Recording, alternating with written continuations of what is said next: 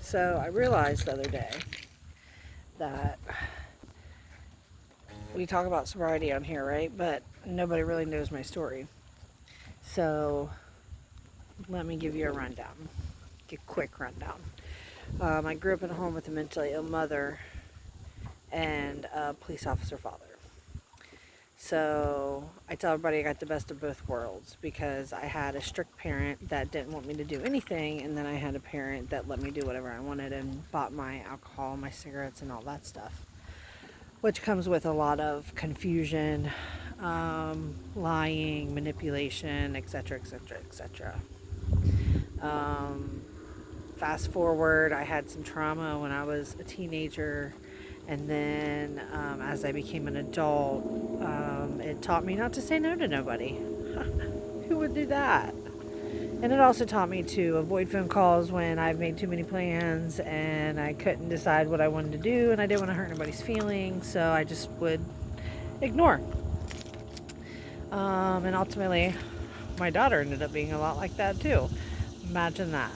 So now, let's fast forward to my senior year of high school. I dropped out and went back the next year because I got mono, and I was out of school for a pretty long extended period of time because it was the second time I had gotten it. And then so I was supposed to graduate in 1998. I ended up graduating in 1999 when I went back the following year and graduated with the next graduating class. No big deal. Right out of high school, in November of 1999, I met my first husband, Ezra, and he was a mechanic and a convicted felon, and he was every good girl's dream for a bad boy. Long hair, curly, no give a fuck attitude type stuff. And he had 4 other older children. So I met him November the 9th of 1999. I married him December 11th of 1999. Yes, the math is correct. Yes, 30 days and we were married. That relationship was very up and down, very back and forth. We moved about every 6 months the first probably 3 years of our marriage.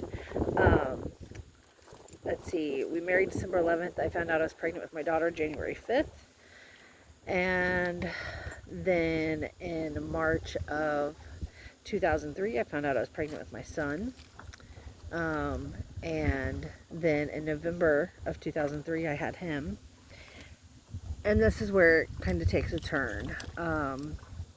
In July of 2004, my son was 8 months old and my daughter was 3.5. And my husband had gotten a job opportunity to go fix these cars. Dude was going to help him sell them. You know, he was going to sell them and then split the profits with my husband and then teach him how to drive a rig.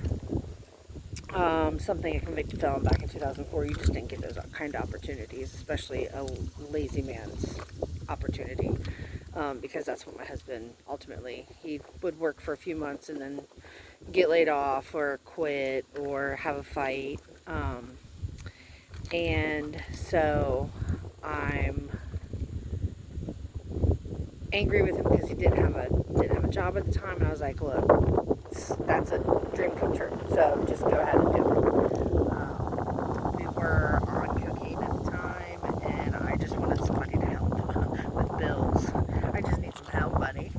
Well, that help on the first day turned very tragic. He crawled underneath a Ford Taurus trying to pull a transmission out, and the paramedics said it looked like he got the car rocking trying to bust a bolt loose, and all 4 jacks collapsed and the car fell on him.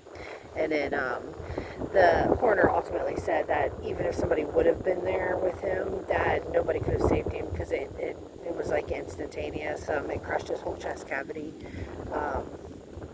So that was the start of a very, very hard adult life.